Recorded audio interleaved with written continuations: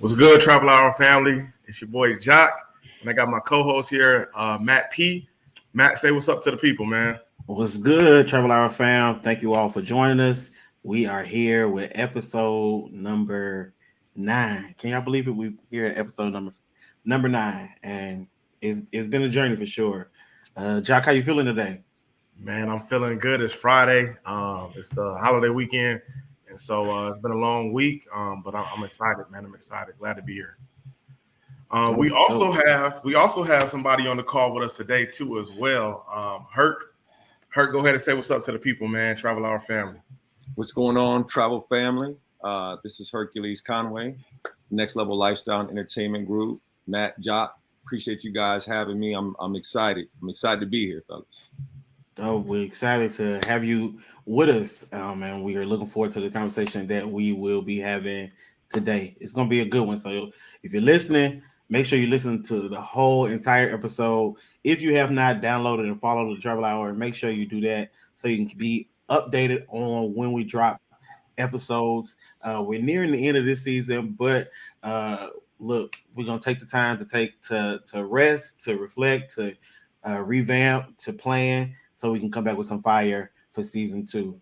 So listen, follow us Instagram, Apple Podcasts, Google Podcasts, Amazon Music, Spotify, YouTube.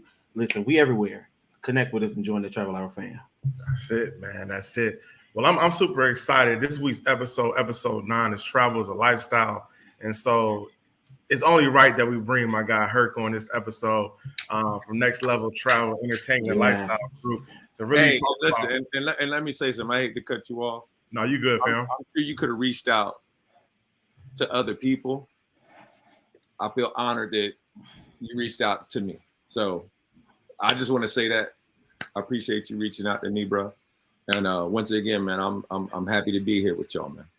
Dope. No doubt. It's only right, and we'll talk more about that later in the episode about what you guys are doing, because there's a lot of people out here in the travel game, but at the end of the day, I think what's my good sister's name? She said it's not about what people said, but how you made them feel. And so one thing I say about my man Herc, man, is that he's always going to take care of his people. Yeah. And so it was only right that we bring you on to really talk about this episode about travel being a lifestyle and things like that. So we're glad to have you, man. We're glad to have you. Yeah, man. So episode 9, we're here. I can't believe we're already at episode 9, but we're here, y'all. And so we want to definitely hop into what's going on in the world, because we know it's been a couple of weeks since we talked to y'all, and there is a lot going on in the world. And I want to be very candid. At the end of the day, the reason why we share this information is because we understand that as you travel, you're a part of a global network. And so as we move about this global network, it's important to know what's going on, because sometimes it's important to see how the things operate and then how they affect you, right? And so as we look forward to things, I know that here in today's episode of the Ghetto of the United States of America, we want to hop right into it. And we do have official word that Roe v. Wade has been overturned by the Supreme Court, by a 5-4 decision by the conservative Supreme Court that we now have, right? And so what happened, the recent legislation came through, the judges gave their opinions, and they voted to overturn states actually regulating abortion for women's health rights. And so here we are today, man. And, it's a heavy topic. A lot of things are going to happen. It's still very fresh. How y'all feeling, man? I'll jump in there, man. I think I don't know, man. I feel like the world has been at least the world I live in the country I live in, just hasn't been itself in the last 2 to 3 years. In a lot of ways, I feel like we're going backwards. I think when you take certain rights away from certain people, not only is it backwards, it's un-American. In my opinion. And I also think about, I'll say men in particular need to know that these type of laws affect them as well. It's not just women. You force people to make decisions that they're not ready for, right? I put myself in a position to where You know, what if I don't know. It just forces people to take on a forever responsibility, whether they're ready for it or not. You know what I mean? And I feel like that is extremely dangerous. And once again, it's un-American. Yeah. And I'm right there with you, Herc. I think it's wild to me, right? How it feels like we are taking backward steps, like we're turning around and walking in the direction in which we came from. And it's just crazy to see, and I'm real fearful because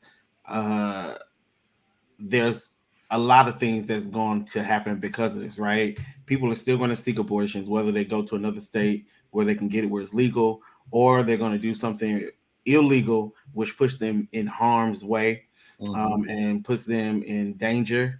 And then even long term, I'm just a little worried that like when we get a couple years down the line, we're gonna have a spike in child abuse cases because we forced a parent to keep a child that they did not want or were not ready for. Right. And like you said, I think that's key. It's a domino effect. I think about things further down the line, you know, as we call it, forward thinking. If you reverse a decision like this, what's down the pipelines for us to reverse, you know, down the line? I don't know. Yeah, and I think that's a great point, fellas. When we talk about the backlash of these decisions that are being made, right? It's super important that we got to think about those things right now. We know that I was reading an article the other day, and it stated that the same procedure that's given to women for a miscarriage is giving to women for an abortion in a certain trimester. And so now it's putting doctors in a compromised position to say, hey, like, if I perform this procedure for a miscarriage, will I be now prosecuted for doing an abortion, you know? And so you have those situations. You have folks who, you know, 16 states have already enacted legislation that had trigger laws to say, hey, as soon as this is repealed, we're ready to go. And so now in those 16 states, we know that people are not legally able to get abortions. So one thing that's just super alarming to me is it goes back to the health and safety of women, right? You know, we really have to think about that. And one thing I do know is that, especially with our Black women, is that they have a higher mortality rate when they're giving birth compared to their white counterparts. And so what does that look like, you know, for these women who are already dying at a disproportionate rate while giving birth, who don't have access to now abortions depending on what state they're in? So it's just a lot going on, man. And, you know, I'm definitely concerned, as you said, Kirk. There's a domino effect that can happen because if this is the trend we're going in, you know, what's next? So, yeah, it's gonna be interesting to kind of see what happens and what else happens, right? That domino effect that you're talking about, Herc, because of this one decision. And then we already know media was up in uproar about what's the name, Clarence Thomas, and all the other court cases that he was trying to say that we need to go and revisit, but he won't go and revisit the one about interracial marriage. But that's neither here nor there. And I don't know. I'll say this. I think here in the States, we have a tendency to focus on the wrong things. That's what I'll say. For instance, everyone's been screaming about implementing laws for gun control. We move slow on that. Yep. But we're revisiting Roe versus Wade. Like, who's looking for that? Who asked for that? Right? They care more about the baby in the womb than they do the baby outside of the womb. Correct. So, you know, we see these things all the time where, to me, in America, we have a tendency to focus on the wrong things. Or, I don't know. I mean, I can go back to, y'all remember quite a while ago when Haiti had that huge earthquake, right? Country was in shambles. They need help. You know, America's not quick to help a country like Haiti when they need that help. Bend over backwards to help a country like Ukraine. And keep in mind, you know, Ukraine, you know, they're going through war. They needed the assistance. But when a country like Ukraine needs the help and the assistance, we're there for them, quick, fast, and in a hurry. Yeah. Yeah. I mean, I guess we can go on and on, but it's it's a lot of stuff that we have to we really got to critically think through, man. I think a lot of times we take, be like, well, it's America, just be grateful. It's America, it's the greatest country in the world, they say, right? But at the same time, there's a lot of things that when we look at these other countries that are thriving and developing, they have rights to basic amenities, right? Like I always say, when I was on a flight with some folks coming back from one of the trips with y'all, I met some folks from the UK and they were like, yeah, like healthcare is free. When I talk to folks from Canada, like, yeah, healthcare is free. Like, what are you talking about? Here it's not like that, right? And so it's just, those basic necessities where like the government does not mind, helping its people out. Here we try to, we beat our chest and say, hey, it's America. But at the same time, you look at who it takes care of and what its interests are. It's very, very interesting, man. Yeah, for sure. Yeah. But, we do have the ability to vote and keep doing our thing. Also apply and not just vote, but apply pressure, because I think, one thing, people will go back to the lady. We need to vote. A lot of black folks showed up for, Joe Biden's election and pretty much got him elected within the inner city. So they're counting on him as well and his team to actually perform for them as well. And to piggyback on that, a general election is one thing, but the power is not truly in a general election. Right. Go to the primaries. Got to, vote in their counties, vote in their states. To me, that's where the power's at. Yeah. Not necessarily in a general election. So I just wanted to kind of add that on. I'm sure you were getting it, but I just wanted to kind of add that little piece on too. Definitely, man. And then moving right along, one of my favorite countries in the world, Colombia, which is a very, very storied and very, very historic country. Colombia is actually home to one of the largest black populations outside of Africa and Brazil. And so Colombia has a rich tradition of Afro-Colombians who came there on the slave trade, right? Just like our ancestors got here, right? It was one of the stops.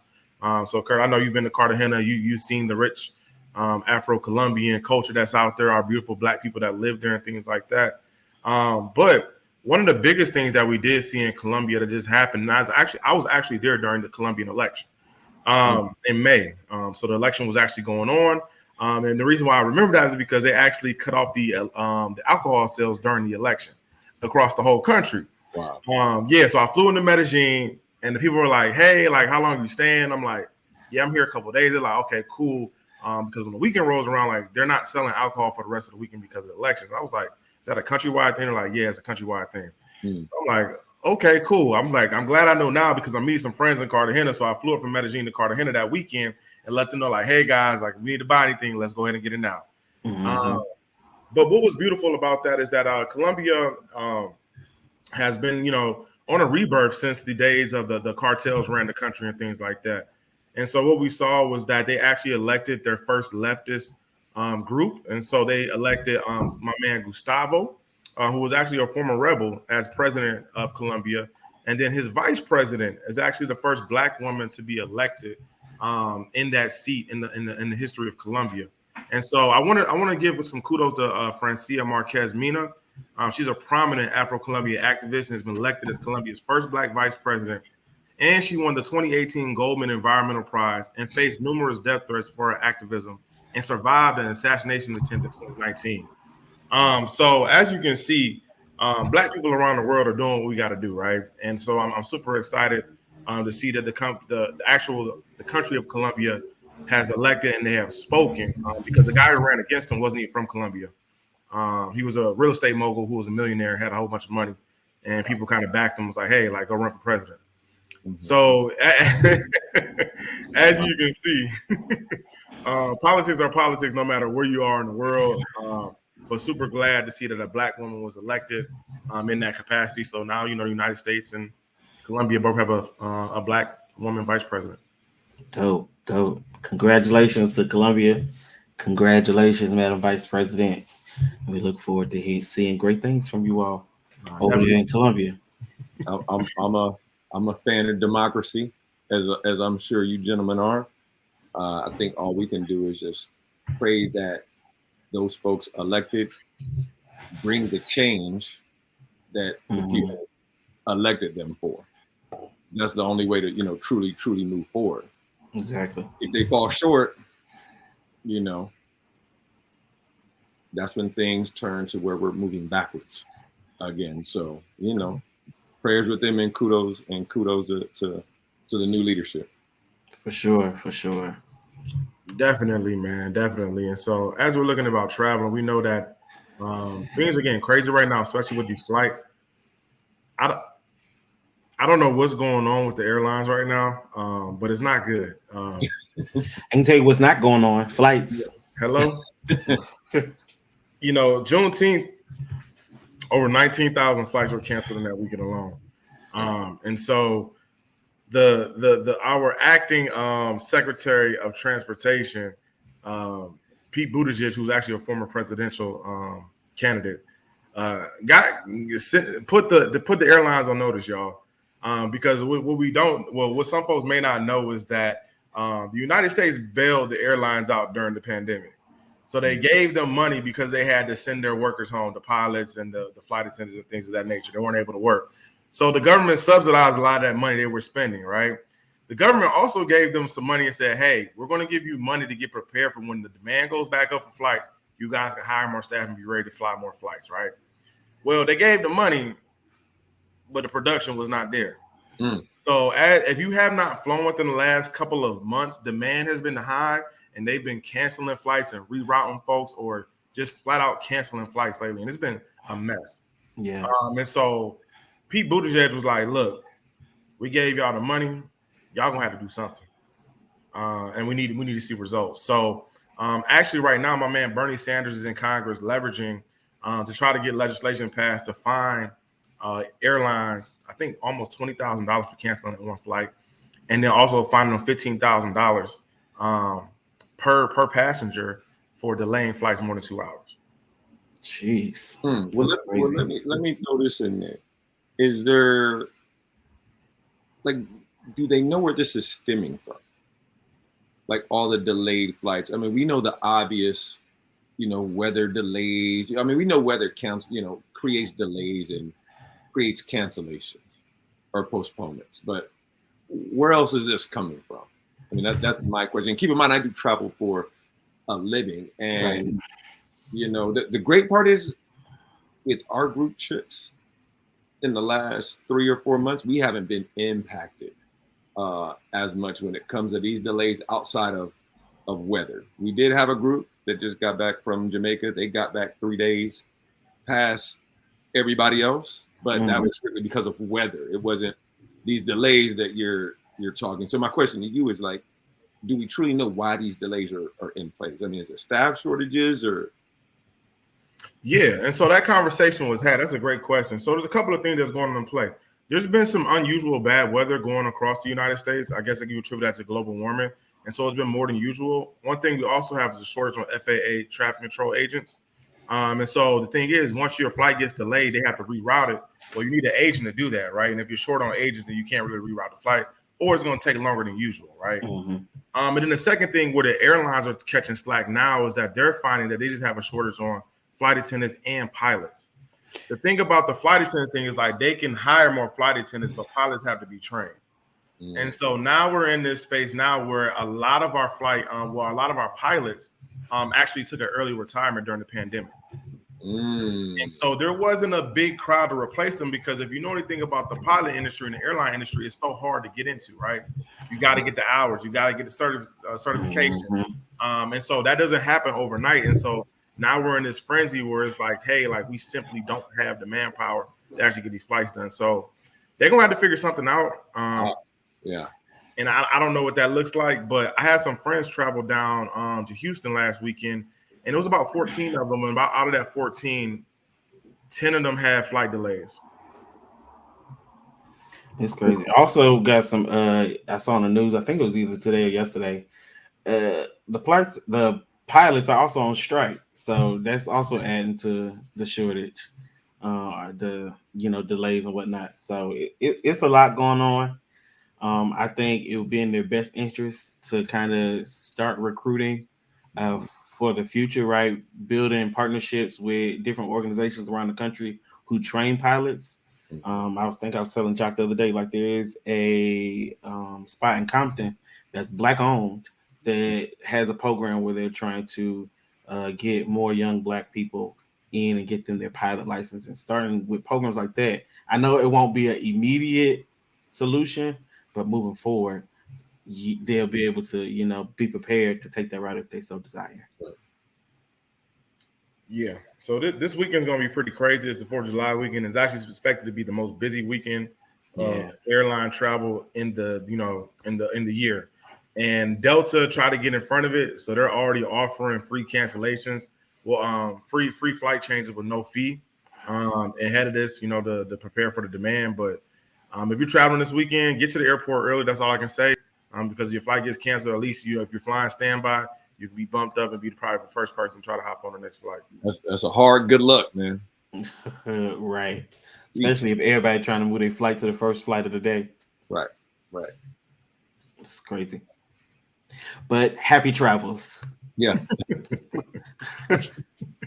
Safe travels. I know the airport is crazy too. It's crazy traveling, but make sure y'all be nice to the people in the airport. They're going through a lot, y'all. Last but not least, we do want to make sure that we bring attention to what's going on with our sister Brittany Griner, WNBA star, Houston, Texas native, Baylor alum, one of the best hoopers on the planet. Brittany Griner was actually hooping in Russia because if you do know, in the WNBA, like the average salary is like $40,000 a year. They fly regular coach flights. There's no frills and whistles with playing in WNBA. So a lot of our players go overseas, right? And Brittany Griner is actually making $1 million each year playing overseas in Russia. She's been over there for about 7+ years playing. But Brittany Griner was actually headed back to Russia and was detained at the border. She was carrying some cartridges that contain THC, and so she was apprehended back in February. However, there was little word about her, and so after the war kicked off, Brittany Griner was still detained. Her status has now been escalated, and she's being kept by the Russian government. She could face up to 10 years in prison. So definitely, just sending healing energy, thoughts, and prayers to Brittany Griner as she goes through that. She's actually now starting to be leveraged as a possible trade for a Russian prisoner of the United States. So she's kind of caught up in the scheme right now. We definitely praying that she gets home safe and sound. Yeah, for sure. Definitely.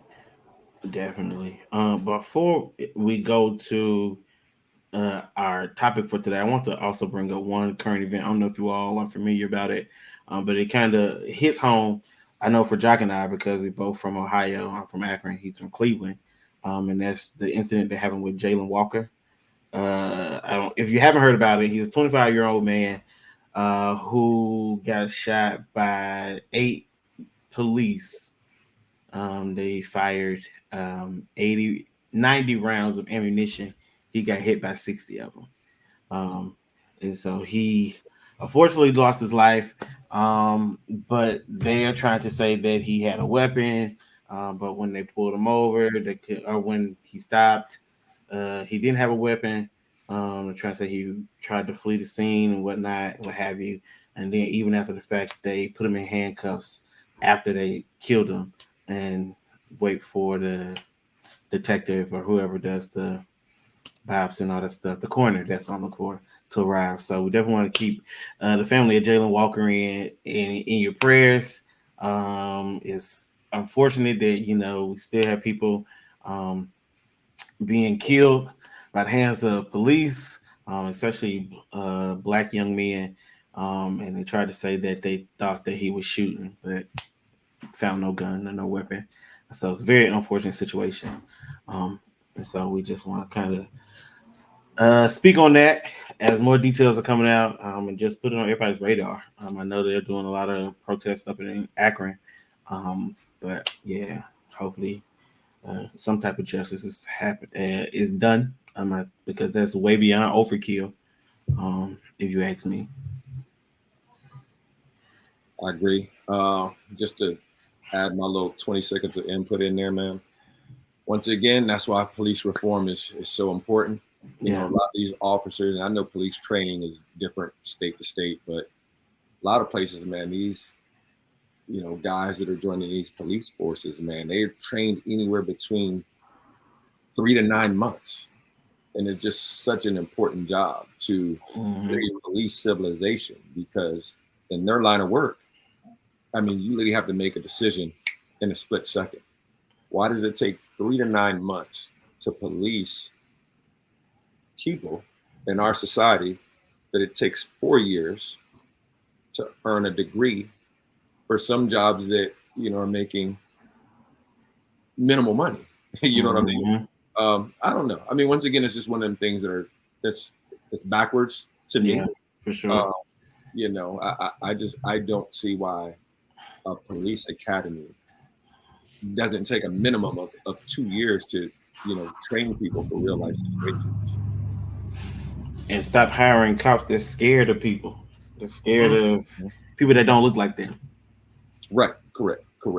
And we know there's other dynamics. We know there's age, there's there's racial elements to it as well. But for the most part, I mean, just, I don't know. We're just not equipping these people. We're not training people the right way. Right. Yeah. Obviously. Exactly. I agree. Yes, sir. Well, Joc, we're gonna go ahead and hop into today's topic. Travel is a lifestyle. And yeah, we're excited to talk about today's topic with Brother Herc. So I'm gonna hand it off to Joc and let him segue us into the next segment. Definitely. Well, we're glad to have the big homie Herc here today. He is the founder of Nxlevel Lifestyle and Entertainment Group. And so we're glad to have him. We've actually been on some trips with Herc that he sponsored and always had a good time, always been a vibe. And so, when we talk about travel being a lifestyle, this man lives it, does it, breathes it. And so we're glad to have you here today, Herc, man. Just go ahead and let the people know, where you from, what you do, and, just how you got here today, man. All right, we'll do. Well, once again, everyone, my name is Hercules Conway II. I am founder and CEO of Nxlevel Lifestyle and Entertainment Group. I would say our claim to fame was when I was in undergrad at North Carolina A&T, we kind of found our niche doing upscale college parties. That was our thing. That was unique to Greensboro, North Carolina at the time. Once we kind of gained momentum doing that, of course, you want to diversify yourself, which the way we diversified our events was, we started focusing on different demographics. So we started doing, 21 and up events, 25 and up events. And then we started doing, I guess you would call it spring break Miami trips. So, of course, when you start doing anything for the first time, it's a little rocky, right? But you do a lot of learning. And, in our company, we pride ourselves on not making the same mistake twice. So once we started doing the spring break Miami trips, in which we would book hotel rooms, we would book transportation. First year we did it, we might have got maybe 90 people to come down to Miami with us. Second year might have been like low 200. Literally like the third year we did it, I mean, we're over 400 people. But once again, y'all know with college, there's a lot of turnover because, when you have these classes of people, I mean, these graduating classes are so big. And of course, you never want your customer base to outgrow you. So once the travel customer base was growing, we're like, hey, we know a lot of young alumni. Let's try something international and see how it works. First place we went to, I want to say, was Dominican Republic. That was the first place we went to. And we said, hey, we're going to do something easy breezy. Let's do something international, warm weather, something close to the States. Let's do a all-inclusive resort so we can kind of just sell them on, just being on the resort with the food and the drinks and the mixture of the other people and the nice weather. It went off amazing. First year, once again, I want to say we did close to 100 people. Second year, we did Dominican Republic again. We just fine-tuned it. We might have doubled the amount of people we had. going into year 3, we knew we couldn't go to the same location the third time. So we're like, hey, let's try Jamaica. Once we did Jamaica and we executed 3 times in a row or 3 years in a row, we knew we were on to something. And here we are here, 15 years later. We've taken, I can say, thousands of people from the ages of 19 to maybe 60 years old, people from, all different, types of professions, backgrounds, hometowns. I mean, we really created a niche for ourselves for the African-American globetrotter, to be able to see the world, not be nervous, not be scared, not have to plan anything. And you know that whether you're going with your wife, your husband, your girlfriend, your boys, your homegirls, or you can even be a solo traveler, there's a space, there's a tribe for you in our group for you to come with us and experience the world. So that's what we've been able to build, and we continue to build on it, because the world is a large place, man. And still, even though I've done this for a living, there's still so many places that I haven't been yet. At the end of the year, I'm going to Nigeria for the first time. I'm going to Ghana the first time. There's so many places in Africa I want to go, even down to, little spots in Europe. Like, I'm trying to see what Scotland be like. You know what I mean? But there's so many places to go. So yeah, man, I'm here today, talking to you gentlemen, and just any questions y'all have for me, feel free to let them questions fly. No doubt. So I definitely want to put things into perspective. So Herc, where are you originally from, man? I'm originally from Honolulu, Hawaii. I know that sounds super crazy, but my folks were military. Okay. To be all the way honest with you, I have no memories of Hawaii. I might have left when I was 2.5, 3 years old. If y'all know anything about military families, man, they move in every 3 or 4 years. Yeah. I lived in San Diego, California. I lived in College Station, Texas. I call my hometown Jacksonville, North Carolina, and that's simply because that's where my parents retired at, and that's where I went to high school. So for a military kid, we have a tendency to, proclaim our hometown based on where we went to high school. Mm-hmm. Gotcha. Yeah. So anyway, I'm going to say Jacksonville, North Carolina. And was your people Navy or Marines? Marine Corps. Yeah. Okay. Dope.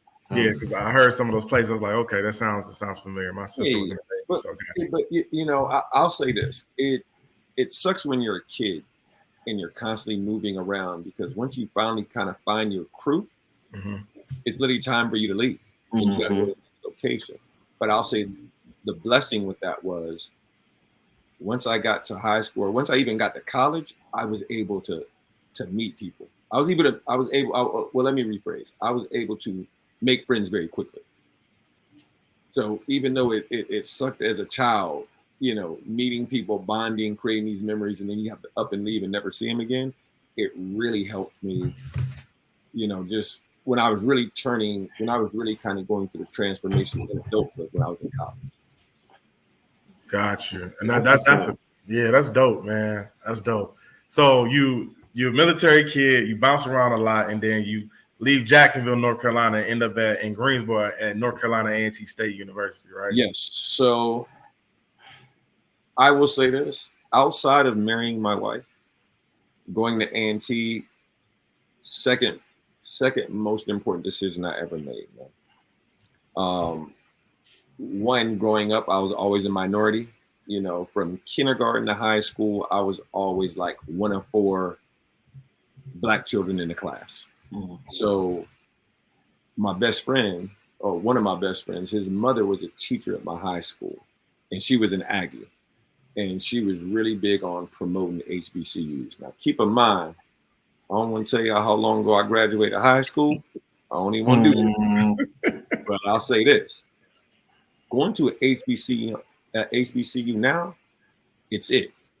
Excuse my language, but it's like that right now. It's cool. It's popular. Yeah. When I went to an HBCU, it wasn't lit. You know what I mean? people had a tendency to look down on it. People had a tendency to make you feel like you were settling to go to HBCU. But I'll tell you what I fell in love with when I went to A&T. And keep in mind, I didn't know much about A&T outside of 3 months before I went, right? Because I was supposed to be going to East Carolina University. I was accepted to go there. I had even had my roommate already. I knew who my roommate was through a letter. Once again, my man's mom convinced me to go there.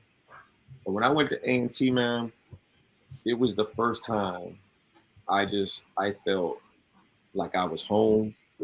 And it was so many different types of Black folks there. I'd never experienced it. I mean, there was sisters there from Cali, there was dudes from DC, it was girls from Florida, it was, dudes, how guys talk, that are from Atlanta. I mean, it was just so many different flavors of our people. Mm-hmm. I couldn't say no to it, bro. I couldn't say no to it. And, here I am, just as a proud A&T alum, I just got put on to so much there.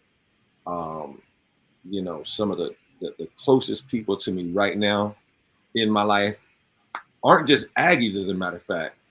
Some of these people went to North Carolina Central. Some of these people went to Winston-Salem State. And I would not know those people if I didn't go to A&T. Yeah, for sure. I wouldn't have met my wife if I didn't go to North Carolina A&T. And keep in mind, my wife was raised in North Dakota. Okay? She's a sister from North Dakota. And I didn't know they had Black people over there. Look, we out there, huh? Okay. Hey, bro, I didn't know it either, bro. But yeah, man. I mean, hey, everything happens for a reason, man. And once again, man, like I say, outside of marrying my wife, going to A&T, hands down, one of the best decisions of my life. Man. Dope. So sorry, I know I got on a tangent, man, but I can go on and on about my alma mater.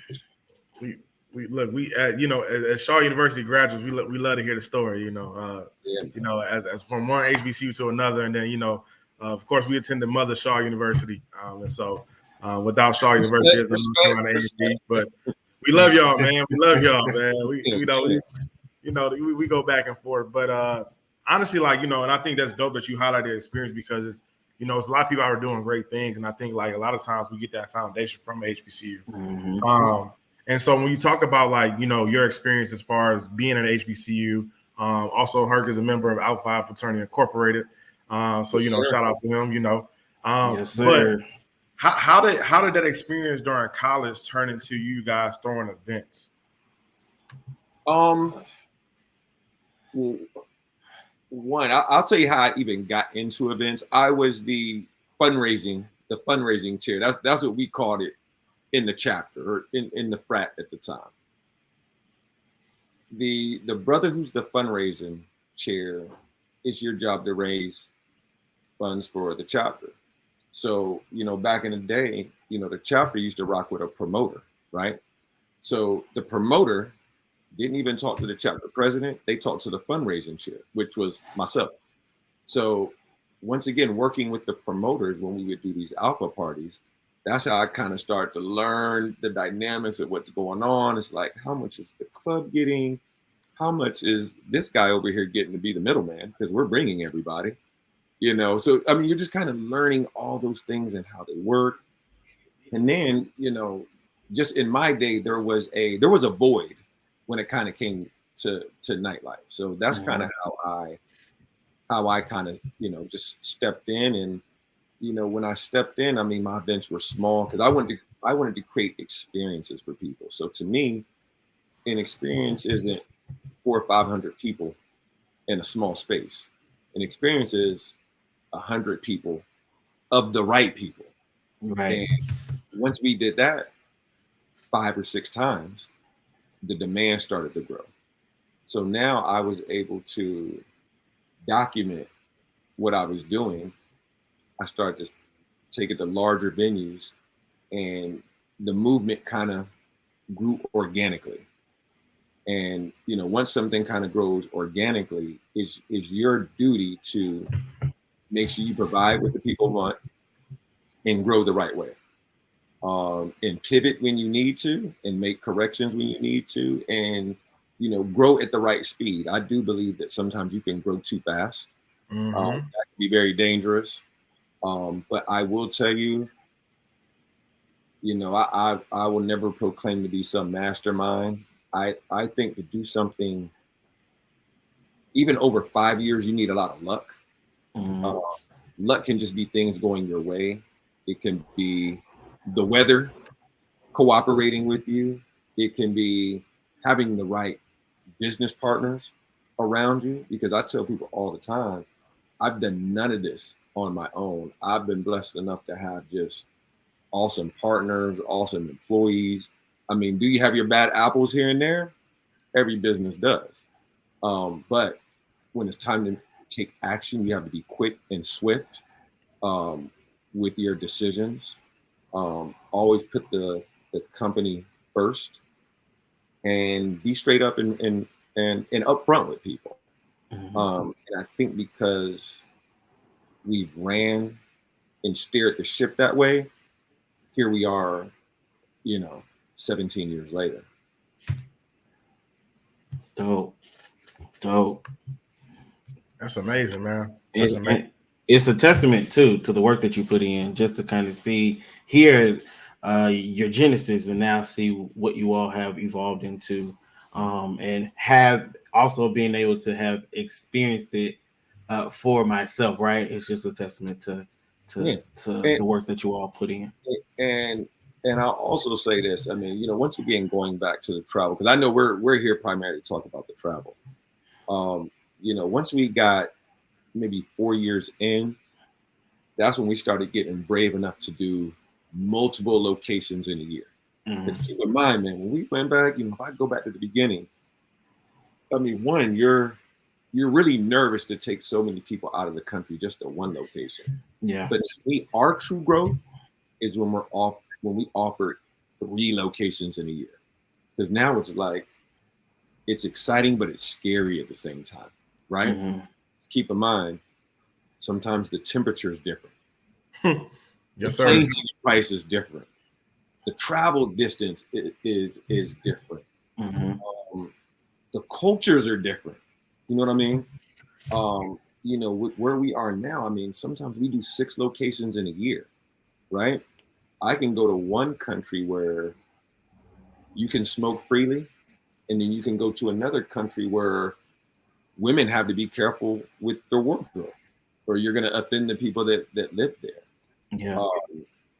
So, I mean, once again, the world is a huge place. There's so many places to visit. But yeah. Yeah, and I love to see that, because as you talk about the progression, we're talking about going from being in college to progressing to saying, hey, now we're going to do a spring break trip, to then boom, we're going to do an international trip, and now we're doing multiple trips a year. Like this year alone, you guys went to, what country did you guys visit this year? This year we went to Greece. Me and Newton made a stop in Ireland, because I'm going to tell y'all something about Ireland later on.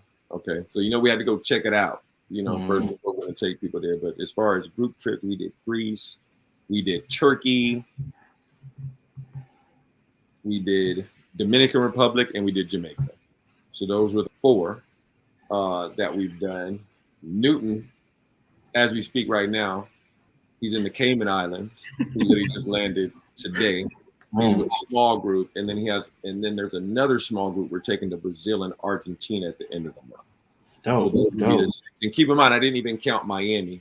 Miami's the one trip that we do for the collegiate crowd. And keep in mind, that's not even an international trip, but we use the Miami spring break as a gateway into the international trips that we're going to promote to these people once they're alumni in their own salary. Does that make sense?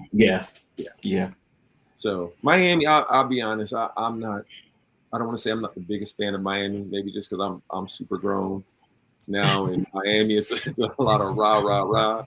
But it's a necessary evil, for us. Because once again, as long as those juniors and seniors and first year grad students are having the time of their life in Miami, once again, it's just the ultimate gateway when I'm trying to sell these people ski trips in Switzerland, or when I'm trying to sell them Dominican Republic, or when I'm trying to sell them Dubai.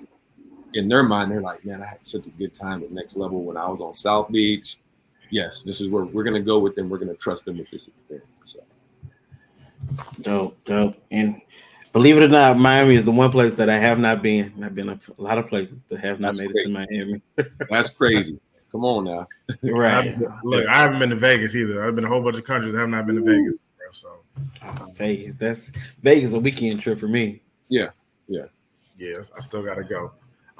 But yeah, I mean that's super important because I think when we talk about there's a lot of travel groups out here, a lot of Black travel groups out here that focus on young professionals and things like that, right? There's a lot of people that find their own niche and things like that. I see that as well. But what would you say that makes Nxlevel travel different? What sets you guys apart, makes you unique? What you're paying for with us is you're gonna meet friends, you're gonna meet like-minded people. Mm-hmm. You're gonna experience the world with people that look like you and have similar background. That's what we're selling. Once again, whether you're married, whether you're single, whether you're going with your boys, whether a young lady's going with her homegirls, or whether you are a solo traveler, you are going to feel comfortable with us. You're going to find a tribe while you're there. Whether you find a bunch of people from your hometown, whether you want to travel with, some people that went to school in the Big Ten, whether you want to travel with a bunch of people that went to HBCU. I mean, you're going to find a tribe there. So that's what we sell. We sell, you're going to experience the world with people that look like you, that have similar interests, that are like-minded. And when you go on a Nxlevel trip, you're going to connect with some people and you're going to make some friends. And you're going to see them the next year and the year after that and the year after that. That's what we sell. I mean, I tell people all the time, like, hey, if you really want to go to Ireland, you can go to Ireland on your own and you can go cheaper. But the experience is going to be different with us because we're planning everything from the time you land to the time we take you back to the airport. You're going to experience some great nightlife. You're going to learn the culture, more importantly. We're going to take you to all the landmarks because you got to do it for Facebook and you got to do it for the gram. We're going to make sure we take you to those landmarks where you need to go get those pictures, right? And everything's going to be organized.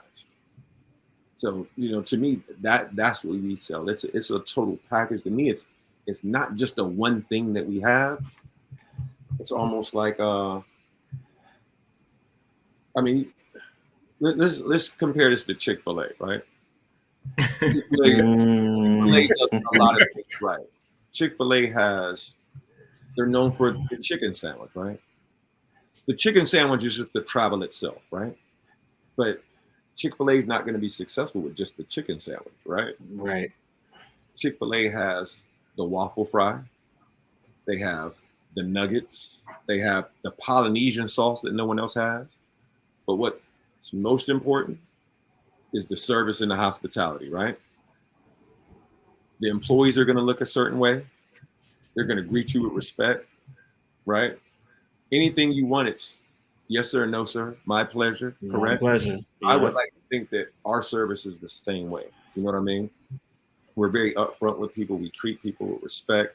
And no matter where you go with us, whether you're 20 years old and you go into Miami with us, or whether you're 32 and you go into Colombia with us, or whether you're 43 and you go to Dubai with us, it's going to be the same level of service. It's going to be the same level of organization. And the type of people that go on these trips with you, they're going to be the same. They're going to be like-minded people with 401ks. They're going to be full-time entrepreneurs. Some of these people are principals. Some of them are teachers. They're traveling nurses. The package is going to be the same, no matter where you go with Nxlevel Travel. Similar to whatever Chick-fil-A you go to, whether it's in Cali, whether it's in North Carolina, the sandwich is going to taste the same no matter where you go. Mm-hmm. So hey, it's like McDowell's. They got the Big Mac, we got the Big Mick. No, but For sure. no, definitely like one thing I will say that stuck out to me. I know our first trip traveling with y'all, Matt and myself, we were actually going to Egypt. In the middle of the, you know what I'm saying, the pandemic was still going on. And we got to Egypt, flights were delayed. We get in 3 or 4 o'clock in the morning. And, you know, not only do we get in 3 or 4 o'clock in the morning after about 18, 20 hours of flying, but our bags aren't even at the airport. So we in there like, yo, we can't turn up, you know, like we don't even speak the language, but you know what it is, what it is. Hey, can you just give us some information or a number to call? And we're just going to make our way to the hotel. And so Herc had sent the driver to get us. The driver's translating for us, making sure we're good. We met up with some other people that were on the trip as well at the airport. They made sure we were straight. And we got in and we, you know, it's about an hour ride from the airport to the hotel. And we get to the hotel and the first person in the lobby we see is Herc. And Herc was like, man, I knew y'all was coming in. I knew we had some people that got delayed, but I wanted to make sure y'all was straight and that y'all got in and made it in safe. And I was like, look, man, we appreciate it. Like, we really do appreciate it, bro. Because it's super late. I know y'all was already doing things the other day. And he was like, we told him what was going on with the baggage situation. He was like, look, it's late right now, but tomorrow I'm going to hook y'all up with my guy. And even though y'all have y'all bags, like, we're going to make sure y'all get clothes. And so I will never forget that. That was my first trip. Like, Herc didn't know me from a can of paint. And he hooked us up with a guy from Egypt that he knew. And so the next day we were able to go to the mall and find some clothes, even though, you know, we both big. So them European sizes. It was a task for sure. Man, but shout out to Snow, one of the homegirls that was on the trip with us. She actually helped us. Actually, like, I'll ride to the store with y'all. And she was over there trying to help find stuff. She's like, hey, try this on. I think this might fit. And we were able to come away with some stuff that got us through the rest of the trip. And our bags got through y'all the day we were leaving. So if it had not been for Herc, man, we would have been walking around with no clothes. Right. But I'll tell you, man, in the travel world, you truly have to be ready for any and everything. And you just got to roll with the punches, man. You got to be open-minded. You have to put yourself in someone else's position. Like, to be honest, I've been in y'all's position before. I know how it feels to travel somewhere so far away, right? I mean, some places it almost takes, 3/4 of a day to get there. Oh, some places you go, it takes a whole day to get there. First thing I want to do is shower and get me a drink. That's the first thing I want to do when I go somewhere. Right. So when you can't do one of those things, I've been there, you know what I mean? And, for me being a host and someone that puts these things together, you can never solve all the problems, but what you want to do is just try to minimize things because, I think, well, I know y'all are the type of guys, and I say most of our customers are the same way. They just appreciate effort. You know what I mean? They know what your fault is, and they know it's not your fault. But if they see that there's some effort from someone and you truly doing all you can to kind of just minimize the stress, people are appreciative, you know what I mean? And you got to know in this game, a lot of times not everything's going to go right. Because once again, when you're taking people all over the world, sometimes you truly are depending on other people because we deal with third-party vendors. So a lot of times you're counting on them to do their job. So we have to do research on people that we're working with, whether we're taking people to Greece, whether we're taking them to, just wherever, Turkey, you have to do your research and read just read the testimonies of other folks that have dealt with some of these vendors, that you're working with. So, And I think that's a good point that you bring up. But before I get to that, I want to also speak to, the experience that you get with traveling with Nxlevel, right? Joc can also attest, like the people that we've met on the trips that we've been able to go to have been phenomenal people, been dope. And we still keep in touch with those people, right? And it's just awesome to see how organically the connections form, right? It's not like, where we gotta just try to be this person's friend. It just happens, right? Whether we riding on the same bus, riding on the same boat, at the bar or whatever it might be, the relationships just organically form, and then you find yourself like out at a restaurant with somebody you didn't come with, right? But y'all leaving as friends, and so I think that's an awesome element to Nxlevel. And I'm appreciative of that factor. And if you're listening and you trying to figure out whether or not you need to go on next, I tell you need to go. Go ahead, be on the lookout for what they release for 2023 because I know it's gonna be dope. But when we talk about mentioned doing the research, right? And so when we talk about group travel, what all goes into that, right? Take us through that planning process of planning a trip for I think we took maybe 150 people to Greece. What did that look like on the logistics side? Okay, so first thing you want to do is just look at location. That is number one. Where do we want to go? What's hot? I mean, sometimes it can be shallow. It's what's hot on Instagram right now. I mean, I'll be honest. That's the only reason how we made it to Cappadocia in Turkey. We knew about Istanbul. We knew about that, but there was a wave like maybe the end of 2019, or it might have been the beginning of 2018, where you would just see pictures of people in these hot air balloons, right? In these little valleys, and you're just like, what in the world is that? And it was just like a nice little wave for a minute. Once we go, we experienced it. Me and Newt just ended up going, and we experienced it, and we're like, yo, this is solid. This is an experience. We need to bring people here. So number one, finding your locations, right? Once you narrow down your locations, now someone needs to go. Maybe one person, maybe two people need to go because you want to experience these things before you actually take 50 or 100 people.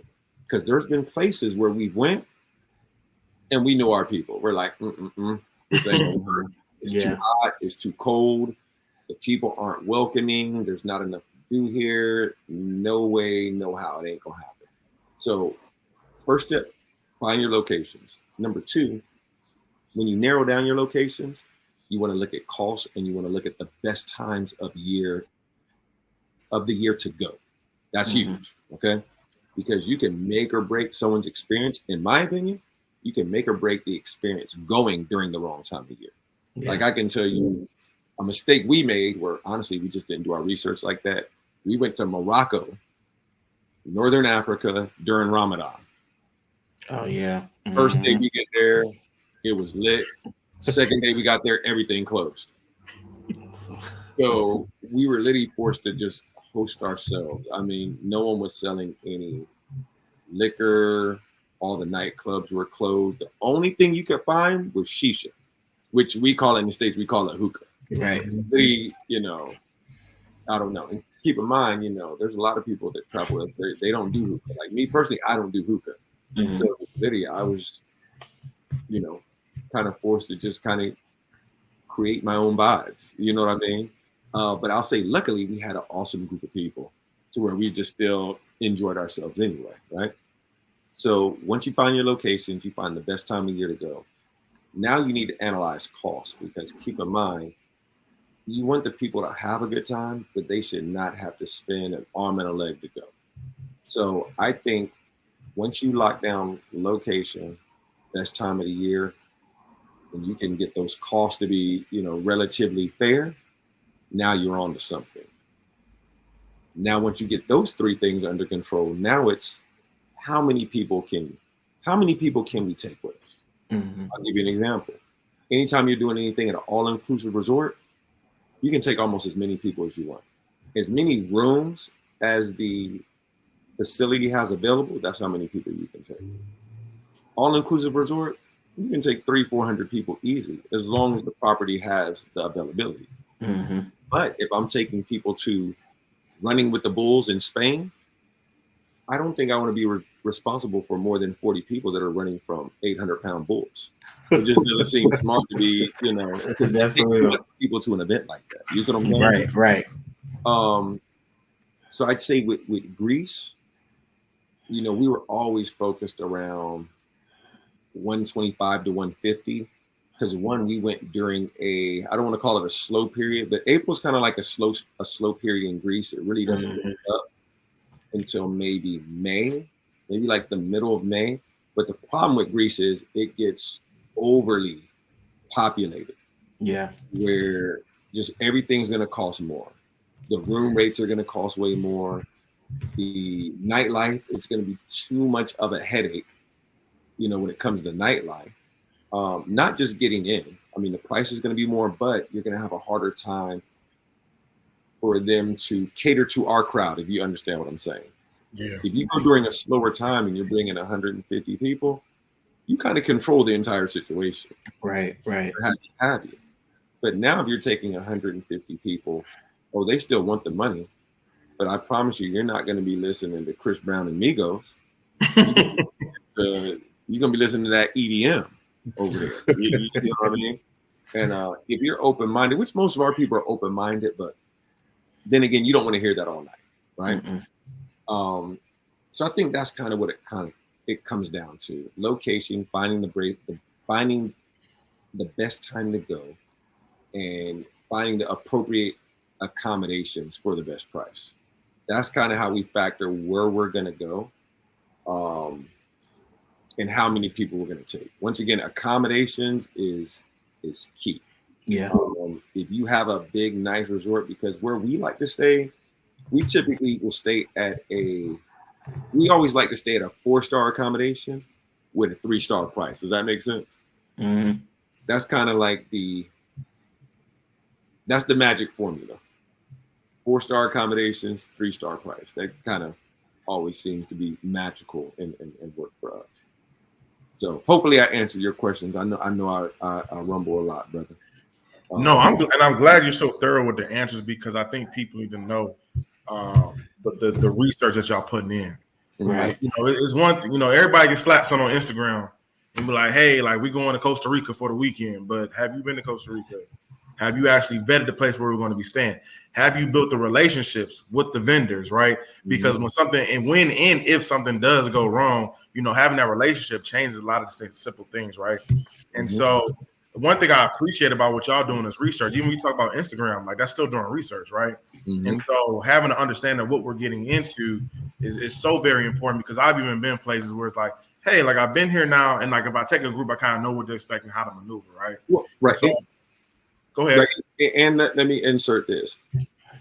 Once again, when you go somewhere, like, I'll use Ireland, okay? I'll give you guys I'll go ahead and drop a little info since we're here. One location we want to take people to next year for 2023 is we want to take people to Ireland for St. Patrick's Day. So that's why we stopped in Ireland. On the way back from Greece, it was a real inexpensive flight to go to Ireland on the way back. So one thing I was pleasantly surprised about with Ireland was the people were extremely friendly. I saw a lot of people that look like us. Because at first when I got there, I'm like, you know what? Let me count how many people look like me on the way to the hotel. Let me just count. Yeah. I'm telling you, before I even got out of the airport, and I'm not talking just other travelers, I'm talking about people working at the airport, I got up to like 20. So I literally stopped counting. Get to the hotel, nice hotel. I mean, there's literally Black folks working at the hotel with Irish accents. Like, they're born and raised in Ireland. So I'm just like, oh, okay, but once again, even people that weren't, African, they were cool. White folks, they were cool. Like, everyone was cool. It was love. I mean, literally, we were at the hotel every bit of 2 hours, and we went on a bar crawl. And the vibes and the energy was amazing everywhere we went. To them, we have accents. So when we're talking and they hear American accent, it's like everyone's your friend. Everyone's welcoming. It's what are you drinking? What would you like? How long are y'all here? This is where we're going to go tomorrow. Let's hang out. Like, it was love. So me just experiencing the first day, I'm like, my people would love this. You know what I mean? So, and keep in mind, once before we even get there, we will reach out to people via Instagram. Because I'm telling you, like, Instagram, everyone responds on Instagram. People will send you their WhatsApp information. So literally, once we got to Ireland, I literally connected with like 3 different people who I had reached out to maybe about 2 weeks before I even went to Ireland. So I had some contacts there, and they were able to show us where we should go, why we should go there, what the vibes are here. This is what your friends need to experience when they come to Dublin. So, I don't know, just kind of giving you some more, more info on how we do research. Herc, you might as well go ahead and drop the 2023 destinations then. What y'all got on? But I'll tell you what, man. I'm gonna give you three, man. I'm gonna give you three. I can't give them all to you, but I'm gonna give you three. Hey, Travelhourljm family, this is free game right here, y'all. Like we getting 3 destinations for next year. Now he say these though, Travelhourljm family. Make sure y'all actually go and book one of these trips. Yeah. So I gave y'all Ireland. Okay. Mm-hmm. What's special about Ireland is think about this, man. Here in the States, think about how often we've celebrated St. Patty's Day, right? Can your St. Patty's Day get any bigger than it being in Ireland? I've seen videos of it happening in Ireland, and it looked like it's a time. Hey, listen, no, it is a time. There's a young lady that travels with us. She is a Delta from Hampton University, and she actually lives in Poland right now. Mm-hmm. She went and experienced it firsthand. And she said, believe it. You will. So what I'm telling y'all, that is going to be an experience. So that's one. Number 2, we are going to return to Cabo, Mexico for the 5-year reunion. 4 years ago, we went to Cabo, Mexico, and our largest trip ever, 407 people. We look to do the 5-year reunion of that trip, in which our goal is to do 500 people for the 5-year reunion in Cabo, Mexico. We feel like we will hit it. We look to do that next June, Cabo, Mexico, and once again, it's going to be a time. And Cabo is where y'all set the record for the boats, right? Is that correct? Correct. Yes. We did 2 separate boats that did 2 separate boats. I want to say each boat did 175 people. So we had 275 person boats that sailed side by side.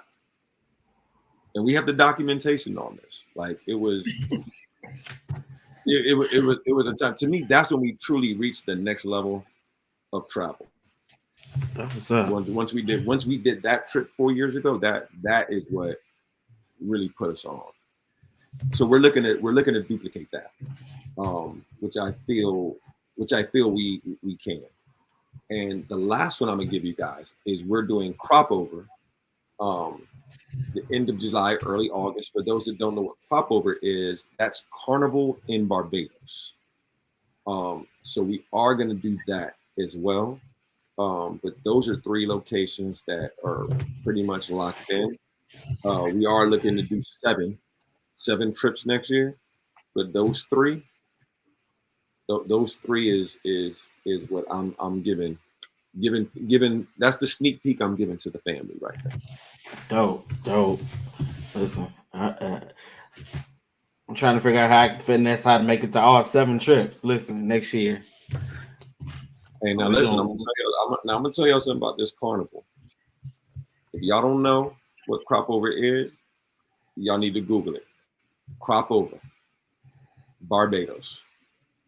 Google it, do your research. I can tell you, I've never partied like that ever in my life. And I'm saying that as someone that does events for a living, crop over was just something totally different. In a good way. I'll just say it's one of them trips where it's truly a marathon. Yeah. Our publicist, shout out to Mariah Ford. She's actually Bayesian.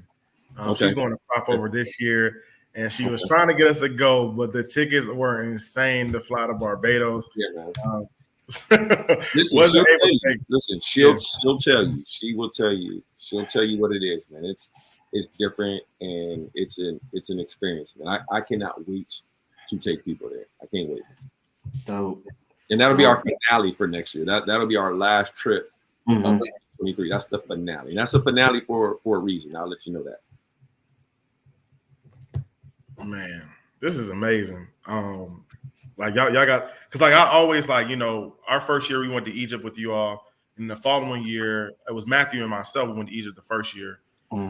We enjoyed it so much. We were like, we should have just stayed longer. And then we came back the second year and we invited some friends. Like, hey, y'all, like we went on this trip, and for me, they was like, well, what's so special about it? I was like, it's like homecoming but international.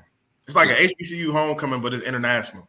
And the second year to go to Greece and just to see the views, the vibes, how well we were treated, how well everything was curated, how we got to learn the history during the day, and then at night, if you chose to, like you can go party with your people and have a good time. Right. So it was really just second to none. And then also that feeling of being on the resort with everybody. It's almost like being back in the dorm sometimes. Like, hey, like, what y'all doing in this room? So we about to play some games. What's up? And that's true though. That's true. I think the island of Greece ran out of tequila that weekend, y'all. Because we kept going to stores like tequila. They're like, no. I'm like, all right. Yeah, they weren't ready. They thought they were ready. And I'll tell you, that happens a lot when we work with people. We tell them what it's going to be. We say, hey, we're bringing X amount of people. This is what we like to drink. This is what it's going to be. And you know what they say? They wave, they nod their heads, and they say, okay, we're going to be ready. Second day in, we realize, oh, no, you're not ready.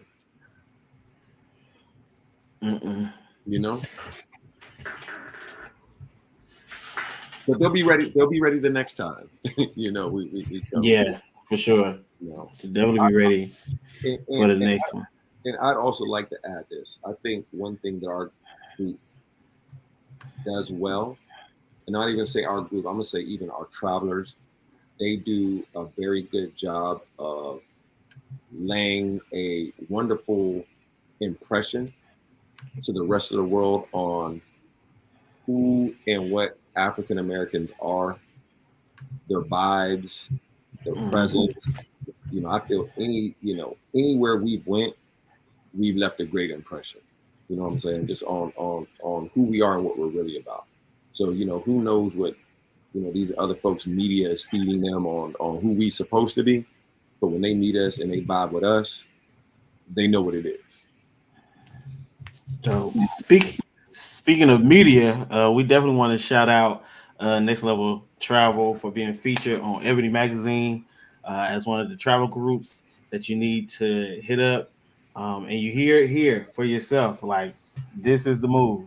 This is who you need to consult when you're ready to take that trip. For solo travelers, for the couples, for your homies, for your homegirls, your line brothers, line sisters, whatever it is, they got something for you. So we definitely want to pause and throw in a big congratulations to Nxlevel Travel. Congratulations, Herc. Congratulations, Newt, on this milestone. Appreciate that, man. But yeah, we're definitely in this month's issue, Essence Magazine. When you go in there, look for Janet Jackson on the cover. And you'll see us in there in the Black Travel Awards, man. And once again, man, it felt awesome to be to recognize, just to be recognized. It felt awesome, but I'll be honest, we have felt the validation a long time ago, man. You got so many solid people that choose to trust you with their travel experiences, and some of these people are coming over and over and over again. A lot of times that's all the validation that you need, but to get the recognition in a publication like Essence, I mean, we know what Essence is to us in our community. You know what I'm saying? I mean, Essence is up there. You know what I mean? So to get that type of recognition, from them, ain't nothing but blessings, man. Ain't nothing but blessings, man. And we're gonna continue to stay humble, do what we do, and continue to move forward, man. Keep climbing, No, this is it's well deserved, man. It's well deserved. I want to talk to you one thing about that. I definitely got to highlight because I've witnessed you do it. And one thing I will say is that no matter how big Nxlevel Travel gets, there's always humility. The way you approach people when we go into these different countries, the way you've built relationships. And so, can you talk about how you've been able to remain humble through everything, through all the success you guys have achieved, but also still to continue to build these genuine relationships when you're going to different countries and things like that? I'll say this. Number one, you never know who you're talking to, right? You never know who you're talking to.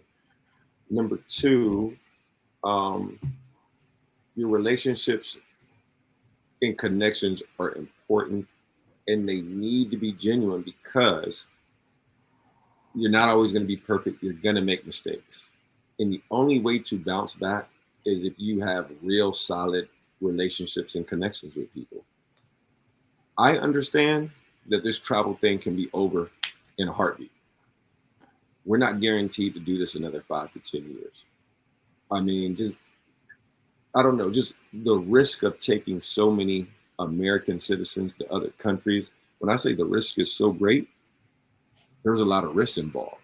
So you have no choice but to remain humble. And anything can happen. I mean, you're taking some of these people to, I mean, there's some countries out there where you have some people intermingled in these populations that are almost anti-American sometimes, you know what I mean? So it's our responsibility to never put our people in harm's way, to always know where we're going. And in the event that we slip or do something wrong, I mean, you never know. You see what I'm saying? When the dream or the ride can be over, when you have to take a break. I mean, look, we just went through it. I mean, the whole world shut down in 2020. Funny story, we had a group. When the world shut down, we were in Thailand. We was in Phuket, Thailand, right? When we got back, keep in mind, we had about 80 people that were supposed to go. But I don't know if y'all remember, but the world shut down out of nowhere. And all started with NCAA tournament being canceled. And just everything just kind of escalated real quick from like the beginning of March to the end of March. I honestly didn't want to go to Thailand.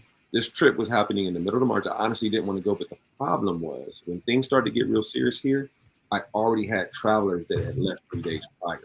So I was forced to get on the plane and travel halfway around the world. My wife is looking at me crazy. Like, what are you doing? Are you not watching the news? I got frat brothers, classmates like, yo, what are you doing? Like, why are you jumping on a plane? I felt it was the wrong decision. Once I got on that plane to go to Thailand, and there was 19 people on that plane, on a plane that fits 400 people, and there's 19 people on the plane, I'm literally thinking like, what the hell am I doing? Right. I had people that, so to me, I felt forced to go. You see what I'm saying? Because I can't have people go halfway across the world and I say, hey, Herc's not coming. I can't do that. But anyways, long story short, we had about 80 people that were supposed to go. We had almost maybe 40% drop out. Because I want to say we ended up having maybe a little under 50 people went. And literally, man, second day we're there, president sent some type of, I mean, he was into sending like a lot of crazy tweets. But he sent a tweet out. This is when Trump's in it at the time. And he sent something out like, if you're an American citizen and you're not in the States, you should make arrangements to get back home as soon as possible. Like he sent something, he sent something around those sentiments that made people uncomfortable. Like, yo, I should head to the airport right now. So once again, long story short, man, we end up getting back to the States. We ended up finishing the trip as planned. We got back to the States on Monday. They shut the border down on Thursday, I believe. So if you weren't back in the States on Thursday, you weren't going to get back in the States for about 4 months. That's crazy. I mean, you see what I'm saying? So I just bring that story up to be like, you just never know when it can be over. You just never know when the dream can be over. You know what I mean? So when you think like that, you have no choice but to remain humble, thankful that the dream has lasted this long. And the progression just continues to happen over and over and over again. More people continue to trust you with their travel experience. To me, that's the only way to go about running the type of business that we run.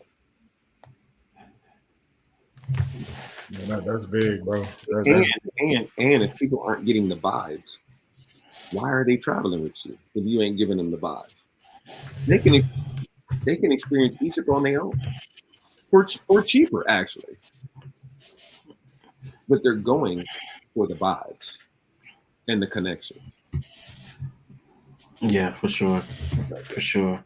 But we did appreciate them COVID flights because we was able to get a flight to Egypt for like $600 round trip. So Over there, masked up on that flight, like right. Yeah. But definitely, yeah, we definitely understand everything you just said. Definitely. But of all the places that you have traveled with Nxlevel, which one would you say is like your favorite place to take travelers? I'll try to answer this question quickly, but that's an unfair question. Well, give us your top five. Top. Yeah, well, I'll say this. I'll break it down like this. Favorite location with your lady? I would say Greece with your lady. Favorite location with your boys? Colombia. Okay. I'd say favorite location, even though I'm not a woman, I'm just going off of what the women have said, right? Favorite location for a girls' trip?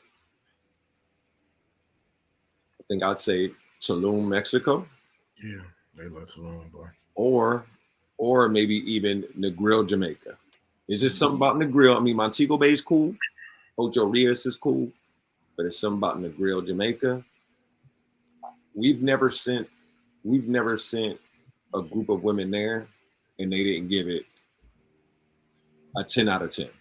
Mm-hmm. Same thing with Tulum, 10 out of 10, right? But I'd say probably my favorite location that I've ever been to, I would say Dubai, because Dubai is probably the one place I've been to that truly lived up to the expectations. Everything I thought it was going to be, it was that. Everything I thought it was going to be, down to just how the buildings looked, to the infrastructure, to the architecture, to the cleanliness, to the nice cars, to the nightlife, to it. I mean, it's just so much cool stuff. You know what I mean? And just the pictures you take there are just amazing. Everything is breathtaking.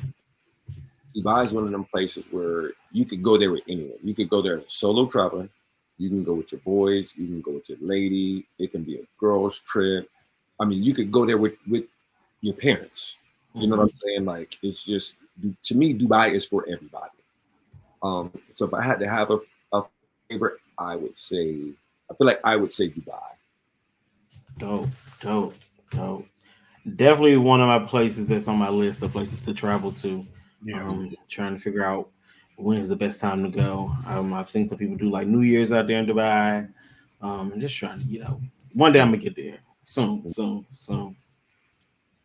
But yeah, man, we definitely want to thank you for hopping on and having this conversation with us. Listen, yeah, we're gonna keep plugging Nxlevel until we can't plug them no more. So if you listen to this discussion, we're gonna link their information below so that you can keep up with the travel dates for 2023 and so forth. And we look forward to seeing you all on some of these trips. And so one question we ask all of our guests when they come on, being that we are advocates for Black travel, why do you think that it's more? Why do you think that it's important that more Black people get into traveling?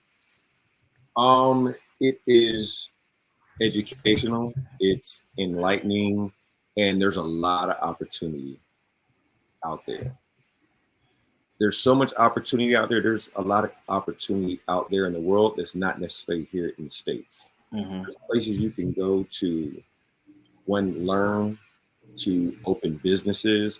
There's a lot of roadblocks here that aren't necessarily in other places outside the United States. So yeah, keep in mind, I know I gave you a couple different reasons on why travel is important, but once again, for the most part, it's educational. Because I'm pretty sure when you guys go somewhere, you come back here looking at things differently. If you understand what I'm saying. Yeah. So I don't know. I know I gave you a couple of reasons, but to me, it's so hard to, when you ask me that question, it's so hard to just give one reason why people need to, get out here and see the world.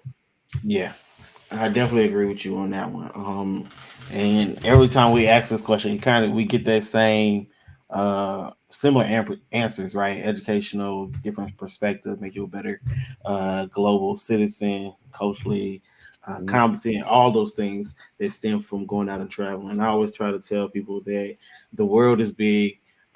It's big, but it's not big at the same time. But it's so much to explore. And if you can't go internationally, start with just exploring here in the States. There's so much to even see right here in the US, right? But just to get that that practice of traveling and building up to that international trip that you may want to go on. I think people of color, we need to, and the movement is growing, right? We see more people getting into travel, but we need more and more and more people to get into those spaces and experience what we have been able and been fortunate enough to experience, right? And we don't want to just come back and share our experience, but we want to also, encourage people to go experience it for themselves. Right. That's right. That's right. What I would say to people that are at home watching that want to travel that have not, just take the first step. Yeah. You can travel with a group like Nxlevel. We're going to drop you these locations. And you know what? Hey, if you kind of have one of those crews where they talk big and bad about going here and going there, and then as soon as that money's due, everyone has all these excuses not to go. It's cool. It's cool. You just might have to travel without them. Right. And let them see things through your Facebook story, your IG story, because once again, when you travel with us, you're gonna find a tribe, and you're not gonna, even though you're gonna come in as a solo traveler, you're not gonna experience the world by yourself. We just don't go like that. If you're coming by yourself, we're gonna see to it that you have a tribe, and it's not a pity thing. We're just family when we roll. Like if you came with us, you're with us. So that's what I will leave the new traveler with, as we conclude the episode. Definitely. And like Herc said, with those who got flaky friends, when it comes time to pay that money, the good thing about traveling with Nxlevel is that your money not tied up with nobody else's money. Nope. And so you can continue to plan your trip and just, like you said, let them see it from your Insta story and all the other social media platforms. And enjoy that trip. So yeah, man. Definitely thank you for coming on. Before we hop off, let's give this wandering tip of the week. I know we already kind of alluded to it earlier. As we are constantly seeing the cancellation of the flights, they have been saying that the best practice to do right now in this moment is try to get the earliest flight out, because those are the flights that leave on time. So our tip for you to this week is, if you were looking to travel somewhere, try to book that first flight out so you don't have to deal with the cancellations that these airlines are experiencing. And the sad thing about it, it's not just like one airline, it's all of them, right? I just saw something the other day, or this morning rather, reading a status somebody posted about it was a husband and wife. They were planning to go on their 11th wedding anniversary trip, and their flight got canceled, and then they got pushed back, then they got put on standby, and ultimately resulted in them not being able to go on that trip. So yeah, if you can, try to catch that first flight out until they can kind of get things regulated, so that your travels are not affected. Yeah, for real. Joc, tell the people how they can find the Travel Hour. Yes, sir. So you definitely know Travel Hour fam to tap in with us. We're on Instagram. So you can find us on IG at the double E Travel Hour. You can also find us on all streaming platforms. So we're on YouTube, we're on Apple Podcasts, we're on Google, and we're also on Spotify. So definitely check us out. And then also you can find us on our personal social medias. I'm at the underscore Zigster with 2 G's. And then MP, where can the people find you?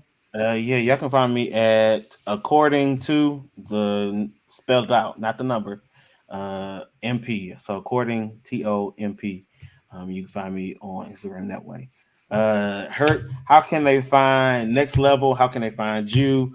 What's the website? We'll also link all this information down in the description as well. But how can they find and connect with you all? Awesome. Well, my personal Instagram is Herc, HERC 3K on Instagram. Our official entertainment IG is Nxlevel. That's spelled Nxlevel. That's on Instagram. That's ran by my partner Newton. And our website for travel is nxleveltravel.com. That's Nxlevel travel travel.com. Dope. So y'all connect with the Travel Hour fam. Y'all connect with Nxlevel, and we are excited about bringing y'all episode 10, which will be the season finale on the next episode. But first of all, before we go any further, thanks again, Herc, for taking time out of your schedule to chop it up with us. We really do appreciate it. And we are excited about the direction that Nxlevel is headed in. And we are excited about traveling with you all in the future. And so thank you once again for coming on. Brother. It was honest. It was an honor to be here with y'all.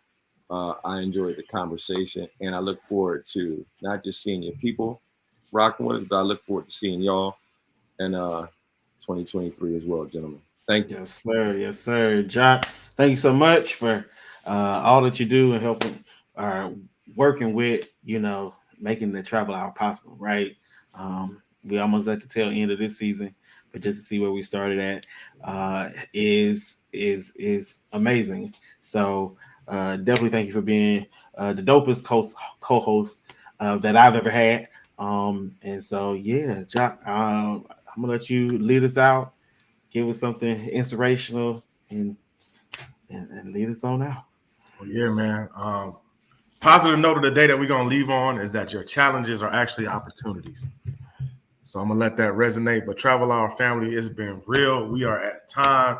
Herc, we appreciate you. MP, I appreciate you. We signing out. Until next episode. All right. Peace.